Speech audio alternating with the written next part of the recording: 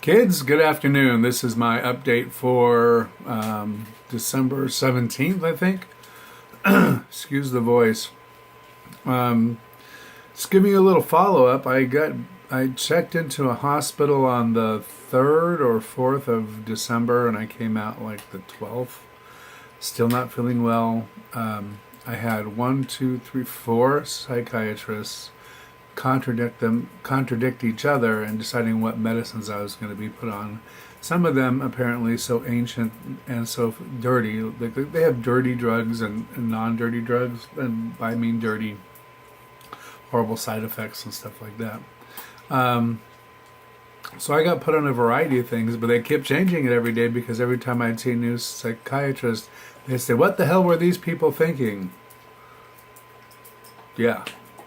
Then I got to my primary doctor when I got home because that's part of the treatment plan for the hospital. And lo and behold, my doctor said, "What the hell do they have you on?" Click, click, take those off, put on something else. Um, so it was rather strange. Now, the whole time, um, I was feeling really strange and basically had a psychotic episode, an acute psychotic episode that didn't last. It lasted for about 3 days, but the drug ramifications could sadly last for a lifetime.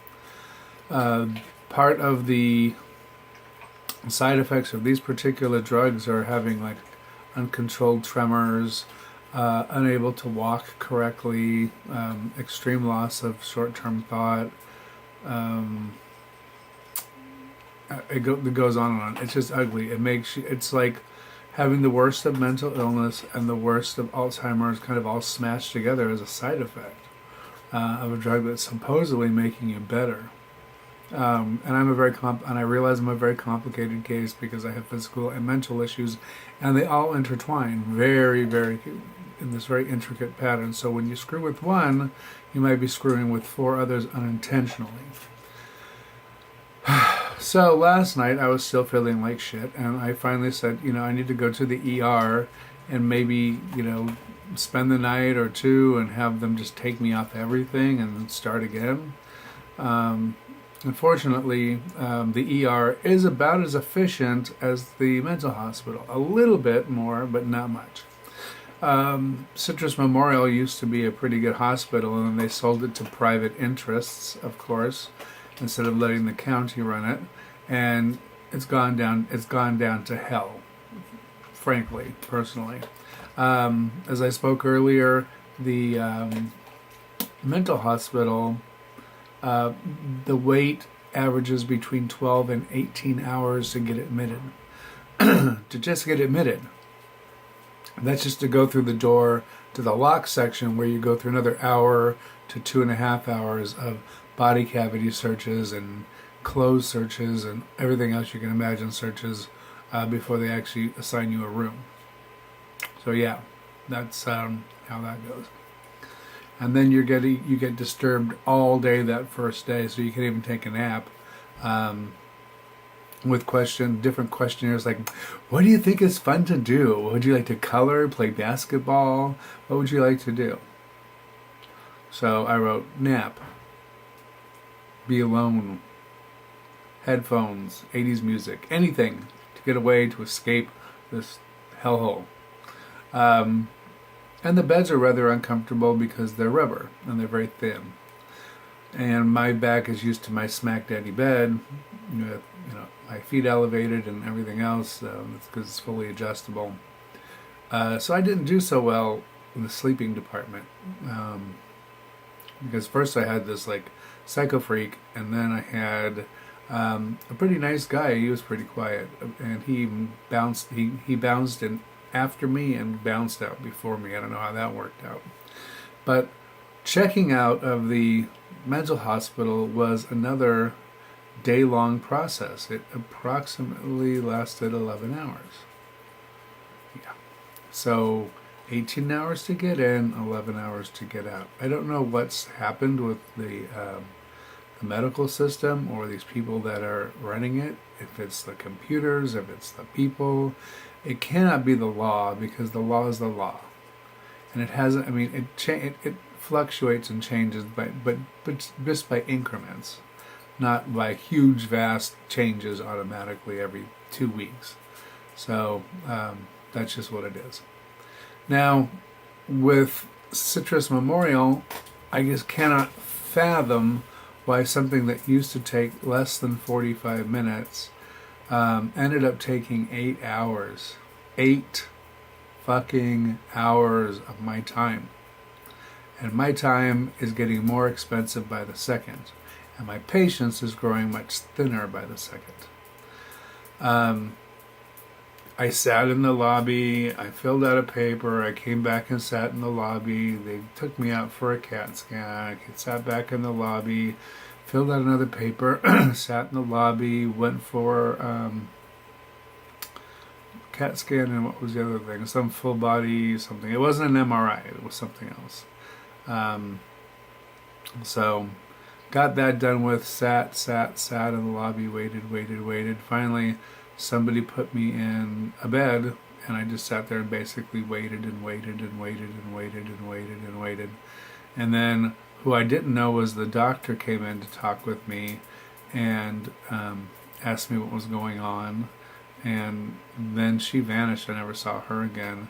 But next thing I know, and this is like 7 hours and 50 minutes into my adventure, she pops out a paper with a discharge and said that she's ordered two new drugs for me to take, steroids, so fun, back to prednisone days, that will hopefully help me get past or get rid of these side effects that could become permanent. And the side effects are very simple. I have trouble talking in a complete sentence without shutting down. My gait, or for those of you not familiar with that term, my walk, the way I walk, I either shuffle my feet or I do a Frankenstein stomp, is what they call it. And I do it slowly and I lean forward as if I'm going to fall. I've been labeled now by 2 hospitals an extreme fall risk.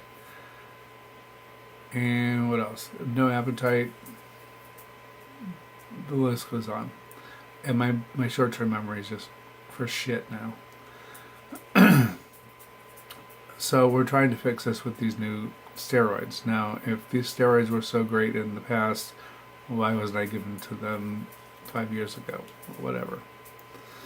So we'll see how it works out. I woke up, I fell asleep last night I didn't take my new steroids because the pharmacy wasn't open, so I just took them today. And I don't know how you feel, but if pills make you sick, lots of pills, why would you put me on like this packet, basically like a prednisone blast, where I take 6 pills today of the one drug, 6 pills of the same drug one day. Tomorrow I take 5, then I take 4, then I take 3, then I take 2, then I take 1. Now, if that's a prednisone blast, which prednisone is in the title of this thing, I'm certainly going to go psychotic, because I always have every time I've been on prednisone with the blast method. It just makes me, I usually focus on generally one thing or one food, but who knows? I don't know this time how it's going to act up.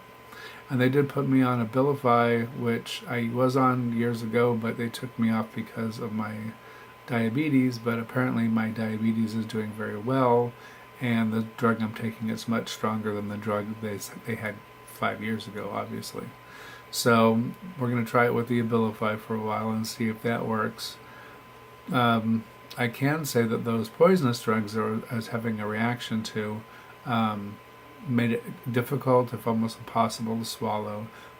My throat felt swollen, and this corner of my lip is swollen and very sensitive to the touch. And it's only on the one side. So that's odd, right? Never experienced that before. And no, I wasn't like sticking unruly things in my mouth or anything like that. It just happened. I did notice one thing, though, that when you have a sore mouth, the last thing you want to do is talk. and or write or anything. And my writing, my typing, which I used to be very proud of, like 88 words a minute, has gone down to pecking at a keyboard like a geriatric parrot, and still screwing things up. So you're going to see a lot less typing from me until I finish, with this. Or if it never ends, I'll just find a way to talk into the thing and make it send messages for me like I want it to. In the meantime, I don't have the energy to look into it. Now, on some good news, I did get one company, an outside vendor to one of my insurance companies, actually did something right. I was so thrilled. I didn't have to bitch about it. I didn't have to ask about it. It just happened. And it was this company, I want to give them the name because it's very good. Food with Care Inc. They have their total shit together. They arrive, even though they didn't tell me they were going to arrive, they arrived exactly on time on Friday.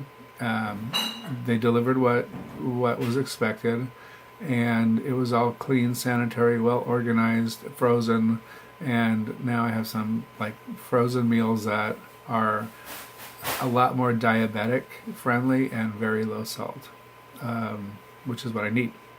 And if you've ever had to cook for a diabetic on special needs diets, it's a pain in the ass. And if you're a diabetic that likes to cook, it's a pain in the ass. And it's also expensive to get good food that you don't have to laden down with salt and other crap that is bad for your diabetes. So that's what's going on. I'm home again. I'm going to be in my bedroom most of the time, which means I'll be away from my computer. I will keep my phone close in case somebody calls me and there's an emergency. If you don't have my phone number, there's probably a reason why. Either you failed to ask, I failed to offer it, or whatever. But don't feel like you're slighted or anything, because there's a lot of people, couple billion people, maybe 3 billion people that don't have my phone number. So not that it's a big deal, it just isn't. But I will also get really drained when I try to talk on the phone too, trying to navigate this new it's kind of like here's a thought and it comes flowing out and then it stops. And then I have to sit there and resolve it and then lift the gate so I can continue talking about it again. I don't know if that makes sense to anybody, but it makes sense to me, and that's what it feels like. I have more meetings next week. I have doctor things and care advocate things and all that kind of stuff going on next week. So today and tomorrow I plan to keep it really light and really easy. If you have any questions, feel free to ask. It's surreal to feel so helpless, I guess, is the way I could describe it. I literally just can't do anything. And my current paradigm or thought is this: when I don't take my medicines on time and somebody speaks to me in a way that I don't particularly care for, or etc., I can be a raging cunt. And when I mean raging cunt, I mean a raging cunt. When I'm all doped up, I am a happy-go-lucky zombie, and I just don't give a fuck. So there's got to be some in between me being a raging, basically unnecessary, unsupportable cunt, and being happy, or at least medicated happy. So if you have any ideas, let me know. But I have my list of medicines that I'm not tolerating get going longer and longer and longer and longer. So we'll see how it all works out. Anyway, that was my big update. Thank you all for your support and your kind words and your prayers and your good energies and everything else.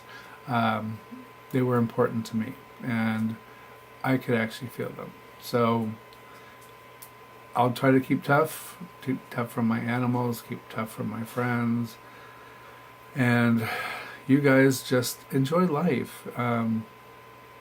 please, I don't want anybody like running around all day saying novenas and pitying me. I just, the word pity just drives me crazy. Have a nice thought to say, have a nice Michael thought or a moment of Michael memory, and then just let it go. That's worth everything to me. I mean, I don't need anybody to build me candle altars and start spraying monkey butt spray on your own butt or whatever. So sorry, it's a truck driver thing. But that's it. I'm sorry for saying so much, but I'm back in that phase because my brain keeps shutting down.